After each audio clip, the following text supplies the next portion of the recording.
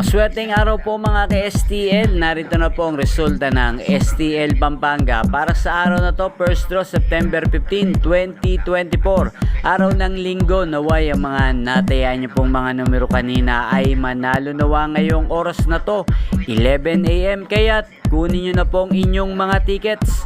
Narito na po ang resulta. Para po sa STL Pampanga, first draw result, ang mga numerong nanalo 7 at 22 in exact order sa lahat po ng tumaya kanina para sa first draw ng 7 at 22. Congrats po sa inyo.